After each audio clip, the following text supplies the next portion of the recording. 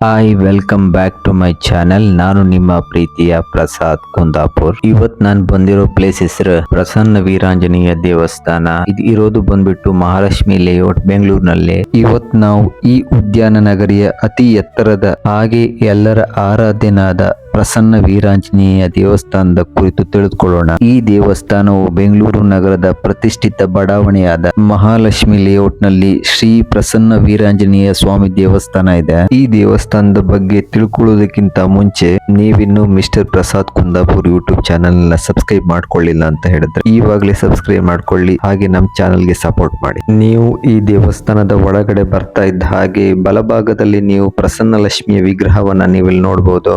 ಈ ಮೂರ್ತಿ ಅನ್ನೋದು 12 ಅಡಿ ಎತ್ತರ ಇದೆ. ಸುಮಾರು 22 ವರ್ಷಗಳ ಹಿಂದೆ ಈ ದೇವಾಲಯದಲ್ಲಿ ಪ್ರಸನ್ನ ಮಹಾಲಕ್ಷ್ಮಿ ವಿಗ್ರಹವನ್ನ ಪ್ರತಿಷ್ಠಾಪನೆ ಮಾಡಲಾಯಿತು. ಈ ದೇವಿಯ ಆರಾಧನೆಯಿಂದ ಧನ ಪ್ರಾಪ್ತಿಯಾಗುತ್ತದೆ. ಆದ್ದರಿಂದ ಮಂಗಳವಾರ ಮತ್ತು ಶುಕ್ರವಾರದಂದು ವಿಶೇಷವಾಗಿ ಸಾಕಷ್ಟು ಜನ ಭಕ್ತಾದಿಗಳು ಪ್ರಸನ್ನ ಮಹಾಲಕ್ಷ್ಮಿಯ ದರ್ಶನಕ್ಕಾಗಿ ಈ ದೇವಾಲಯಕ್ಕೆ ಆಗಮಿಸುತ್ತಾರೆ.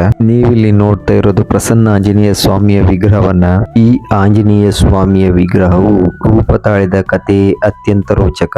1970ರ ದಶಕದಲ್ಲಿ ಬೆಂಗಳೂರಿನ ಮಹಾಲಕ್ಷ್ಮಿ ಲೇಔಟ್ ನ ಈ ಭಾಗವು ಬೆಟ್ಟ ಗುಡ್ಡಗಳಿಂದ ಕೂಡಿರುತ್ತದೆ. ಇಲ್ಲಿ ಒಂದು ಗುಡ್ಡದ ಮೇಲಿಂದ 22 ಅಡಿ ಎತ್ತರದ ಏಕಶಿಲೆಯ ಮೇಲೆ ಸ್ಥಳೀಯರು ಆಂಜನೇಯ ಸ್ವಾಮಿಯ ಚಿತ್ರವನ್ನು ಬರೆದು ರಾಮನವಮಿ ಹಾಗೂ ಹನುಮಾನ್ ಜಯಂತಿಯನ್ನು ಆಚರಿಸುವ ಪದ್ಧತಿಯನ್ನು ರೂಢಿಸಿಕೊಂಡಿರುತ್ತಾರೆ. ಹಾಗೆ ಕೆಲವೇ ತಿಂಗಳಿನಲ್ಲಿ ಅನೇಕ ಭಕ್ತಾದಿಮನಿಗಳು ಪೂಜೆಯನ್ನು ನೆರವೇರಿಸಲು ಈ ದೈವಿ ಶಕ್ತಿಯ ಜಾಗಕ್ಕೆ ದೂರದಿಂದ ಬರತೊಡಗುತ್ತಾರೆ. ನಗರದಿಂದ ದೂರ ಇದ್ದರೂ ಸಹ ಈ ಸ್ಥಳವು ಭಕ್ತಾದಿಗಳಲ್ಲಿ ಜನಪ್ರಿಯವಾಗಿರುತ್ತದೆ. ನಂತರ ಈ ಶಿಲೆಯ ಮೇಲೆ ಸುಂದರವಾದ ಆಂಜನೇಯ ಸ್ವಾಮಿಯ ಮೂರ್ತಿಯನ್ನು ನಿರ್ಮಿಸಲು ಸಮಿತಿಯನ್ನು ರಚನೆ ಮಾಡಲಾಗುತ್ತೆ. ಅಂತಿಮವಾಗಿ ಈ ಬೆಂಗಳೂರಿನ ಅತ್ಯಂತ ಜನಪ್ರಿಯ ಶಿಲ್ಪಿಗಳಾದ ಷಣ್ಮುಖಾನಂದರಿಂದ ಈ ಶಿಲೆಯ ಮೇಲೆ ಬರೆದಿದ್ದ ಆಂಜನೇಯ ಸ್ವಾಮಿ ಚಿತ್ರದ ಮೇಲೆಯೇ ಸುಂದರವಾದ ಆಂಜನೇಯ ಸ್ವಾಮಿ ವಿಗ್ರಹವನ್ನು ನಿರ್ಮಾಣ ಮಾಡಲಾಯಿತು. 1976 ಜೂನ್ 7ರಂದು ಆಂಜನೇಯ ಸ್ವಾಮಿಯ ಪ್ರಾಣ ಪ್ರತಿಷ್ಠಾಪನೆ ನೆರವೇರಿಸಲಾಯಿತು. ಅಂದಿನಿಂದ ಆಂಜನೇಯ ಸ್ವಾಮಿಯ ಬೀಡು ಬಹಳ ಪ್ರಸಿದ್ಧಿಯಾಯಿತು. ಆ ನಂತರವೇ ಬೃಹತ್ ದೇವಾಲಯವನ್ನು ನಿರ್ಮಾಣ ಮಾಡಲಾಯಿತು. ಸುಮಾರು 1985ರಲ್ಲಿ ಈ ದೇವಾಲಯಕ್ಕೆ 6.5 ಅಡಿ ಎತ್ತರದ ತಾಮ್ರದ ಕಳಶವನ್ನು ಸ್ಥಾಪಿಸಲಾಯಿತು. ಆದರೆ ಈಗ ಭಕ್ತಾದಿಗಳಿಂದ ಸಂಗ್ರಹಿಸಿದ ಚಿನ್ನ ಹಾಗೂ ದೇಣಿಗೆಗಳಿಂದ ದೇವಾಲಯಕ್ಕೆ ಸುಂದರವಾದ ಸುವರ್ಣ ಕಳಶವನ್ನು ಮಾಡಿಸಿಡಲಾಗಿದೆ. ಕರ್ನಾಟಕದಲ್ಲಿ ಪ್ರಪ್ರಥಮ ಬಾರಿಗೆ ಚಿನ್ನದ ಬೃಹತ್ ಕಳಶವನ್ನು ಹೊಂದಿರುವ ಆಂಜನೇಯ ಸ್ವಾಮಿ ದೇವಾಲಯವು ಇದಾಗಿದೆ. ಪ್ರಸ್ತುತ ಈ ದೇವಾಲಯವು ಉತ್ತಮ ನಿರ್ವಹಿಸಲ್ಪಟ್ಟ ದೇವಾಲಯ ಎಂಬ ಹೆಗ್ಗಳಿಕೆಗೆ ಪಾತ್ರವಾಗಿದೆ. ಸಾರ್ವಜನಿಕರೇ ಬಂಡೆಯನ್ನು ಗುರುತಿಸಿ ಪೂಜೆಯನ್ನು ಆರಂಭಿಸಿದ್ದರಿಂದ ಇಂದಿಗೂ ಇಲ್ಲಿ ಬೆಳಗಿನ ಜಾವದಲ್ಲಿ ಭಕ್ತಾದಿಮಾನಿಗಳಿಗೆ ಸ್ವಯಂ ಆಂಜನೇಯನ ಪಾದಾಭಿಷೇಕ ಮಾಡುವ ಅವಕಾಶವನ್ನು ಕಲ್ಪಿಸಿಕೊಡಲಾಗಿದೆ.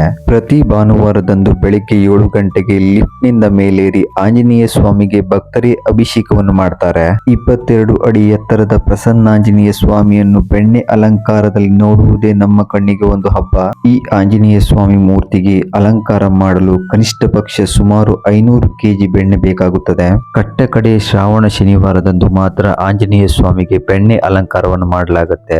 ಮರುದಿನ ಇಲ್ಲಿಗೆ ಆಗಮಿಸುವ ಭಕ್ತಾದಿಮಾನಿಗಳಿಗೆ ಈ ಬೆಣ್ಣೆಯನ್ನು ಪ್ರಸಾದ ರೂಪದಲ್ಲಿ ನೀಡಲಾಗುತ್ತೆ. ಸಹಸ್ರಾರು ಭಕ್ತಾದಿಗಳಿಂದ ಸುಮಾರು 13 ಕೋಟಿ ರಾಮನಾಮವನ್ನು ಬರೆಸಿ ಅದನ್ನು ಆನೆಯ ಮೇಲೆ ಮೆರವಣಿಗೆ ಮಾಡಿಸಿ ಧ್ಯಾನ ಮಂದಿರದಲ್ಲಿ ಸ್ಥಾಪಿಸಿ ಅದರ ಮೇಲೆ ಧ್ಯಾನಾಂಜನೇಯ ಹಾಗೂ ಕೋದಂಡರಾಮ ವಿಗ್ರಹವನ್ನು ಸ್ಥಾಪಿಸಲಾಗಿದೆ. ದೇವಾಲಯದ ಆಡಳಿತ ಸಮಿತಿಯು ಆರೋಗ್ಯ, ಶಿಕ್ಷಣ, ಯೋಗ, ಸಂಗೀತ ಇನ್ನಿತರ ಚಟುವಟಿಕೆಗಳಲ್ಲಿಯೂ ತನ್ನ ಸೇವೆಯನ್ನು ಸಲ್ಲಿಸುತ್ತಿದೆ. 1996ರಲ್ಲಿ ದೇವಾಲಯದಲ್ಲಿ ಉಚಿತ ಆರೋಗ್ಯ ತಪಾಸಣೆಯನ್ನು ಚಾಲನೆ ನೀಡಲಾಯಿತು.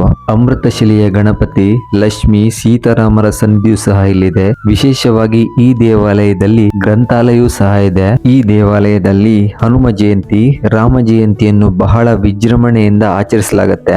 ಜ್ಯೇಷ್ಠ ಶುದ್ಧ ದಶಮಿಯಂದು ವೀರಾಂಜನೇಯ ಸ್ವಾಮಿಯ ಪ್ರಾಣ ಪ್ರತಿಷ್ಠಾಪನೆ ವಾರ್ಷಿಕೋತ್ಸವವನ್ನು 6 ದಿನಗಳ ಕಾಲ ಅದ್ದೂರಿಯಾಗಿ ಆಚರಿಸಲಾಗುತ್ತೆ. ಹಾಗೆ ಈ ದೇವಸ್ಥಾನವು ಮಹಾಲಕ್ಷ್ಮಿ ಲೇಔಟ್ ನ 4ನೇ ಮುಖ್ಯ ರಸ್ತೆಯಲ್ಲಿದೆ. ಈ ದೇವಸ್ಥಾನವು ಬೆಳಿಗ್ಗೆ 6ರಿಂದ ರಾತ್ರಿ 8:30ರವರೆಗೆ ತೆರೆದಿರುತ್ತದೆ. ನಮ್ಮ ಬೆಂಗಳೂರು ನಗರದ ಪಶ್ಚಿಮ ದಿಕ್ಕಿನಲ್ಲಿರುವ ಬಡಾವಣೆ ಮಹಾಲಕ್ಷ್ಮಿ ಲೇಔಟ್. ಇದು ಸಾಮಾನ್ಯವಾಗಿ ಈ ಪ್ರದೇಶವು ದೇವಾಲಯಗಳಿಗೆ ಪ್ರಸಿದ್ಧಿಯನ್ನು ಪಡೆದಿದೆ. ಈ ದೇವಸ್ಥಾನವು ಮೆಜೆಸ್ಟಿಕ್ ನಿಂದ ಸುಮಾರು 6 ಕಿಲೋಮೀಟರ್ ದೂರದಲ್ಲಿ ದೂರದಲ್ಲಿದೆ. ರಾಜಾಜಿನಗರ, ಯಶವಂತಪುರ, ನಂದಿನಿ ಲೇಔಟ್ ಹಾಗೆ ಬಸವೇಶ್ವರ ನಗರದಿಂದ ಸುತ್ತುವರಿದಿದೆ. ಈ ಲೇಔಟ್ ಮೊದಲು ಜನಪ್ರಿಯವಾಗಿದ್ದೇ ಇಲ್ಲಿನ 22 ಅಡಿ ಎತ್ತರದ ಒಂದೇ ಕಲ್ಲಿನಿಂದ ಕೆತ್ತಲಾಗಿರುವ ಶ್ರೀ ಆಂಜನೇಯ ಸ್ವಾಮಿಯಿಂದ. ಇಲ್ಲಿ ನೆಲೆಸಿರುವ ಪ್ರಸನ್ನಾಂಜನೇಯನನ್ನು ಈ ದೇವಸ್ಥಾನಕ್ಕೆ ಬಂದು ಪ್ರಾರ್ಥಿಸುವುದರಿಂದ ನಿಮ್ಮ ಎಲ್ಲ ಮನೋಕಾಮನೆಗಳು ನೆರವೇರುತ್ತದೆ. ಹಾಗೆ ಪ್ರಸನ್ನಾಂಜನೇಯನ ದರ್ಶನಕ್ಕಾಗಿ ಹೊರ ದೇಶದಿಂದ, ಹೊರ ರಾಜ್ಯದಿಂದ ಕೂಡ ಜನ ಬರ್ತಾರೆ. ಈ ಕ್ಷೇತ್ರದಲ್ಲಿ ಭಕ್ತಿಯಿಂದ ಪ್ರಾರ್ಥಿಸಿದರೆ ಧೈರ್ಯ, ಆತ್ಮವಿಶ್ವಾಸ, ಆರೋಗ್ಯ ಮತ್ತು ಕಾರ್ಯಸಿದ್ಧಿ ದೊರೆಯುತ್ತದೆ ಎಂಬ ನಂಬಿಕೆ ಕೂಡ ಇದೆ. ಮಂಗಳವಾರ ಹಾಗೆ ಶನಿವಾರ ಹೆಚ್ಚಿನ ಸಂಖ್ಯೆಯಲ್ಲಿ ಭಕ್ತರು ಇಲ್ಲಿ ಭೇಟಿ ಕೊಡ್ತಾರೆ. ನಮ್ಮ ಉದ್ಯಾನ ನಗರಿ ಬೆಂಗಳೂರು ನಗರದಲ್ಲಿ ನೆಲೆಸಿರುವ ಪ್ರಸನ್ನ ವೀರಾಂಜನೇಯ ಸ್ವಾಮಿ ಪರಿಚಯ ಮಾಡಿಕೊಂಡ ನಿಮ್ಮ ಎಲ್ಲಾ ಮನೋಕಾಮನೆ ಪೂರ್ತಿಯಾಗಲಿ ಅಂತ ನಾನು ಆಶಿಸ್ತೇನೆ. ನೀವು ಬೆಂಗಳೂರಿಗೆ ಭೇಟಿ ಕೊಟ್ಟಾಗ ಈ ಜಾಗಕ್ಕೆ ಭೇಟಿ ಕೊಡುವುದನ್ನ ಮರಿಬೇಡಿ.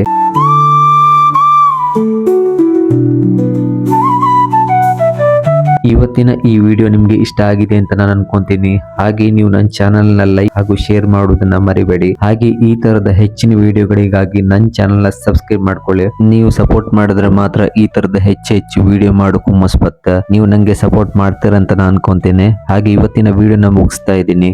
ಧನ್ಯವಾದಗಳು.